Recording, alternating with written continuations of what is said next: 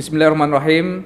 Assalamualaikum warahmatullahi wabarakatuh. Waalaikumsalam warahmatullahi wabarakatuh. Alhamdulillahirabbil alamin wassalatu wassalamu ala asyrafil anbiya'i wal mursalin wa ala alihi washabi ajmain. Raditu billahi rabbah wa bil islami dina wa bi Muhammadin nabiyya wa rasulah. Alhamdulillah, pada kesempatan kali ini kita berjumpa dalam program Ngopi Demokrasi, yaitu Ngobrol Pintar Demokrasi. Program ini merupakan program KIP Kota Banda Aceh yang membahas isu-isu aktual terkait dengan demokrasi, pemilu, dan juga pemilihan yang terjadi di Indonesia ataupun yang dilaksanakan di Indonesia. Dengan menghadirkan narasumber dari berbagai latar belakang, mulai dari penyelenggara pemilu, politisi, akademisi, tokoh masyarakat, tokoh pemuda, ketua ormas ataupun OKP, dan stakeholder lainnya yang terkait dengan demokrasi. Alhamdulillah, pada kesempatan hari ini sudah hadir bersama kita salah seorang narasumber yang sudah sangat berkompeten di bidangnya, yaitu Bapak Haji Muhammad Aha. Apa kabar Pak Haji? Alhamdulillah baik, Pak Yusri. Baik ya. Bapak Haji Muhammad Aha ini merupakan salah seorang yang sudah berkepala lima, Pak Haji ya. Iya benar, Pak. Tapi masih tetap semangat, tetap energik di dalam, apalagi berbicara terkait dengan hal demokrasi. Ya. Jadi saya perlu menjelaskan sedikit, Pak Haji ini merupakan yang tidak asing lagi di kalangan penyelenggara pemilu khususnya di Aceh, ya. Karena sebelumnya pernah menjadi sebagai jurnalis, dan setelah itu beliau menjadi ketua KPU ataupun KIP di Kota Luk Semawe, dan juga pernah menjadi ketua Panwaslu ataupun Bawaslu di Kota Luk Semawe, dan saat ini beliau menjabat sebagai komisioner KIP Kota Banda Aceh yang membidangi divisi hukum dan pengawasan. Jadi tidak asing lagi di kalangan demokrasi ataupun yang pemerhati pemilu yang terjadi di Aceh khususnya. Sebelumnya Pak Haji ini juga pernah aktif di berbagai organisasi kemasyarakatan. Beliau pernah menjadi pengurus KNPI di Kota Banda Aceh, dan selanjutnya pengurus KNPI di Provinsi Aceh, dan juga beliau ini pernah menjadi pengurus di GM Kosgoro Aceh dan ketua PMI Kota Luk Semawe, dan selanjutnya sebagai sekretaris PMI Aceh. Berarti sangat banyak pengalaman Pak Haji ini. Ya lumayan, sesuai dengan usia saya, Pak Yusri. Ya, baik di pengalaman dalam hal penyelenggara pemilu, dan juga pengalaman di dalam berbagai organisasi kemasyarakatan yang ada di Aceh khususnya, Pak Haji ya. Ya benar. Jadi menarik Pak Haji, hari ini kita akan membahas isu aktual terkait dengan demokrasi yang terjadi saat ini, yaitu memang kita melihat polemik di tingkat nasional. Pemilu sudah semakin dekat, tapi belum diputuskan tanggal pemungutan suara. Ya. Ini kita sudah melihat beberapa kali DPR dan juga pemerintah, dalam hal ini Mendagri dan juga KPU, sudah beberapa kali mereka rapat dan belum ada tanggal hasil akhir terkait dengan tanggal pemungutan suara tersebut. Ya. Jadi Pak Haji, urgensi apa sih pentingnya harus ditentukan saat ini tanggal pemungutan suara tersebut, Pak Haji? Mungkin Pak Haji bisa menjelaskan lebih jauh sejauh mana kepentingan dan urgensinya, Pak Haji. Silakan Pak Haji. Iya, terima kasih banyak Pak Yusri. Oh ya, sebelumnya Pak Haji kalau mau diminum kopi silakan diminum, jadi tidak ada masalah Pak Haji ya. Terima kasih Pak. Oke. Ya, terima kasih Pak Yusri atas undangan dan kepercayaan bahwa saya hari ini menjadi narasumber pertama narasumber pertama Pak Haji di podcast Ngobrol Pintar Demokrasi ya. Ngobrol Pintar Demokrasi. Ini miliknya kita, miliknya KIP Kota Banda Aceh. KIP Banda Aceh. Ya, bagus. okay. Memang luar biasa KIP Banda Aceh. Saya sedikit Pak Yusri, kalau Pak Yusri menanyakan apa urgensi penetapan tanggal pemungutan suara, sementara tahun 2024 itu masih jauh. Masih jauh 2 tahun lebih lah. Lebih ke depan. Namun demikian Pak Yusri, berbicara urgensi tentang penetapan tanggal pemungutan suara pada pemilu dan pemilihan serentak tahun 2024 ada sangat urgent. Ya. Sangat penting. Bahkan penting di atas penting. Penting di atas penting ya. Berarti sangat penting Pak ya? Iya, sangat penting. Kenapa saya katakan penting? Ada dua alasan Pak Yusri. Pertama, kalau pemerintah, DPR dan KPU sudah sepakat pemilu serentak pada tahun 2024 sesuai dengan amanah undang-undang tentang pemilu dan pemilihan adalah suatu yang bersifat mendesak dan harus secara ditunaikan. Dan kepastian tanggal pemilu 2024 sekarang terhambat Pak Yusri akibat adanya dua opsi jadwal pemungutan suara. Masing-masing tanggal 21 Februari 2024 yang diusulkan oleh KPU dan 15 Mei 2024 usulan pemerintah. Sementara alasan kedua, pentingnya tanggal pemungutan suara mutlak, tidak bisa tawar-menawar. Karena selain penyelenggara untuk menyusun tahapannya, program dan jadwal pemilu, juga apa guna dan pemilu pada tahun 2024 kalau hari, tanggal dan waktu pemungutan suara pemilu belum ditetapkan. Sama aja bohong.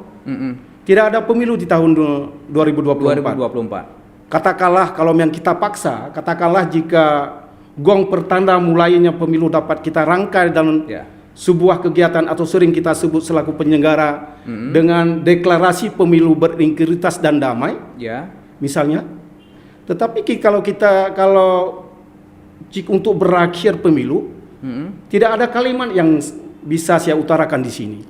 Kapan mulai pendaftaran kampanye, pemungutan suara dan serta kapan penghitung rekap dan penetapan caleg terpilih dan presiden, wakil presiden, gubernur, wakil gubernur, bupati, wakil bupati dan wali kota, wakil wali kota.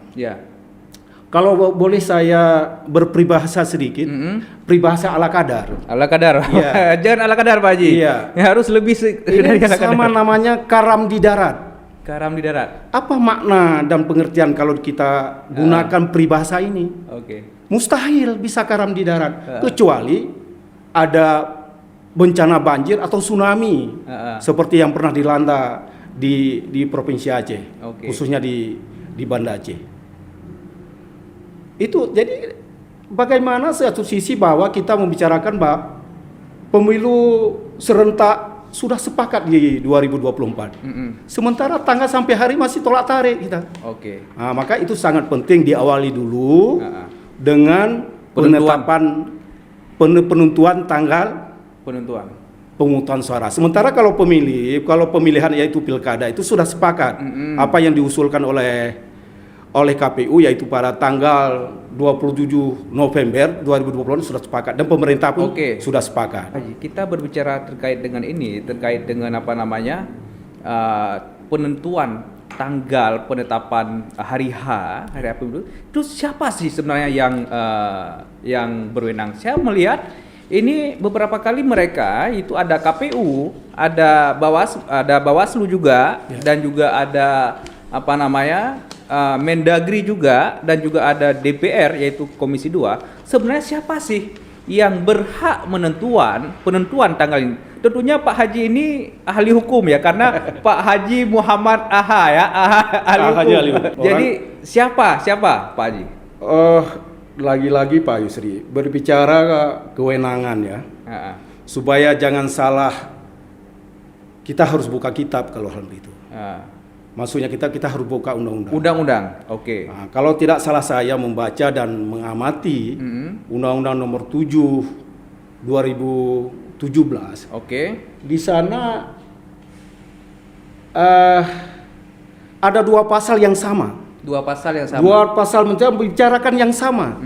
Yaitu pasal 167 dan pasal 347. Juga ayatnya sama, masing-masing ayat 2. Bahwa hari, tanggal dan waktu pemungutan suara pemilu ditetapkan dengan keputusan KPU. Itu. Dalam hal ini KPU sebagai leading sektor Oke. Soal penyelenggara pemilu ya. Mm-mm.